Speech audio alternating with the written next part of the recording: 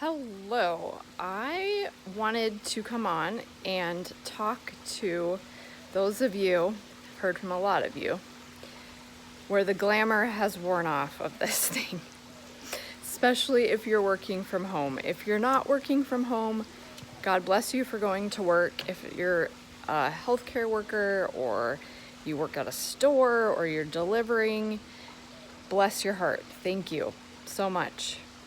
For those of us that have been home for how many weeks now with remote work, thankful to have remote work, with kids who are doing homeschooling online or remote schooling, I know the glamour's worn off. So I just wanted to give you guys some things to think about that have been working for us. And things have not gone completely 100% smooth. We've had to make adjustments. But some of the adjustments have really worked. So for me, just my background, I'm an attorney. I do contract work, freelance work online, reviewing complicated banking and securities agreements right now.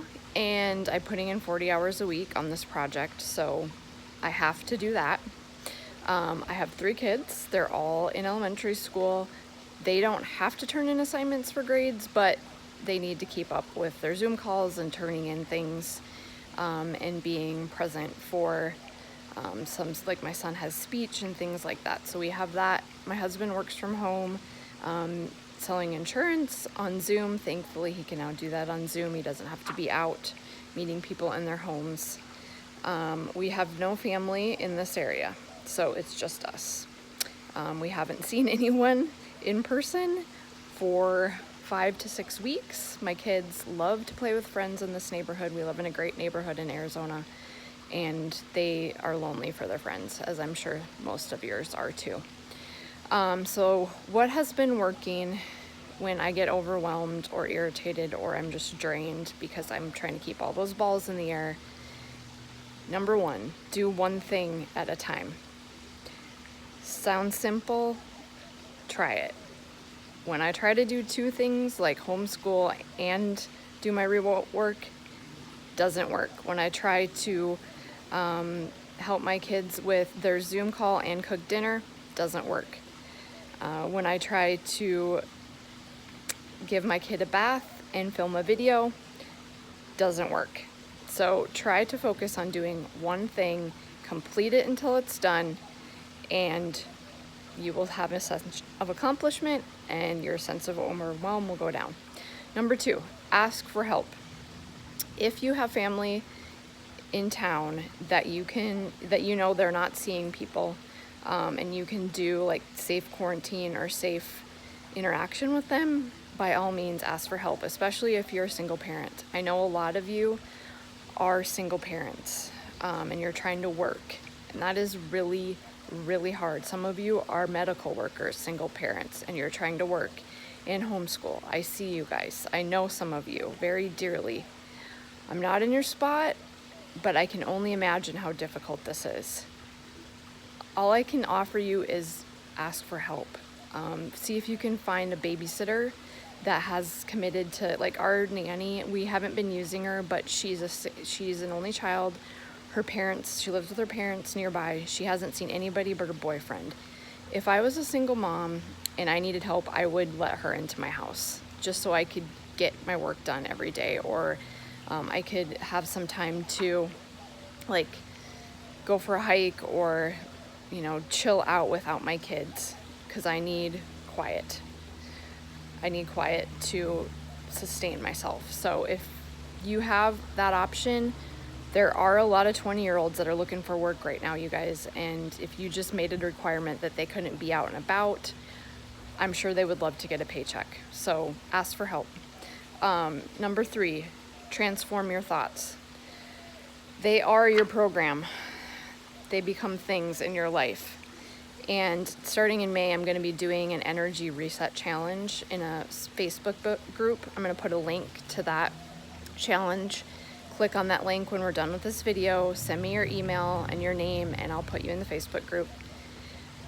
We're going to be talking the first week all about toxic thoughts and how to get rid of them, how to get them out of your program, how to stop running that tape in your mind of you're not enough, you can't do this, this is too much for you, this is never going to come to an end, this is the worst thing that could have ever happened. You know, all those thoughts, if that's playing in your head, you don't have any energy, you're going to get sick, whatever it is, that is impacting you more than any of the other things that we've talked about, I promise you.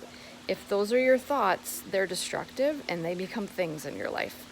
Join the challenge. You will not regret it. We have a mindset expert who's trained with some superstars of mindset that's going to be in that group. And she's awesome. So you're going to learn a lot from her. Number 4 is, look, I'm looking at my notes here. Take an inventory of your food and your products. They may be working against you more than you know. They may be sabotaging your best efforts right now. If you're trying to exercise, get some adrenaline going and use those endorphins to, stay healthy, and you're trying to eat better, but yet you're cleaning with toxic chemicals in your house and you have things that are emitting all sorts of toxins into the air, you're canceling, those best efforts out. If you're trying to eat a lot of fruits and vegetables, but you're just, kicking that back out with sugar or alcohol or, any of that stuff, don't cancel out your best efforts, I guess is what I'm trying to say. And what I found in my life is those little vampires that sabotage you invisibly in life are probably in your food and your products at your house. And you have been spending a lot of time at home. Our homes are surprisingly very toxic, especially air quality, because of the products that we have in our house. The plastics and the cleaners and the things we're putting on our skin and our detergents and our air fresheners. And then you add that on by eating, meat and protein that have hormones injected into them, that are fed on grains that are sprayed with pesticides, and we're eating produce that's sprayed with pesticides, all of that. We need to stop sabotaging our best efforts and take a good look at our toxic products and our food. And that's also going to be in that energy reset challenge. So again, click the link, register for that. And number 5 is our habits. We need to take a better look at our habits, especially social media. A lot of us, or TV, we may be bored, we need something to cope right now, and so we're just spending lots of time on social media, or we're spending lots of time in front of the TV, and that's all going into our mind and our brain and becoming part of our program.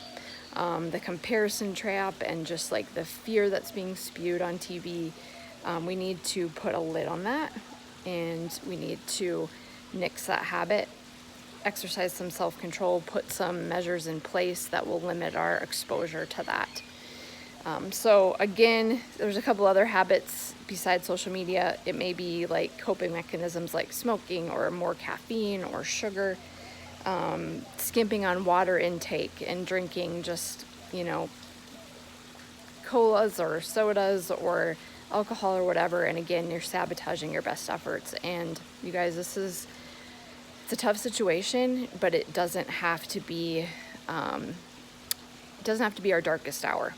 We can take some control over it by utilizing some of the things I talked about, so we're not drained, we're not overwhelmed, our kids don't see us in this despicable state.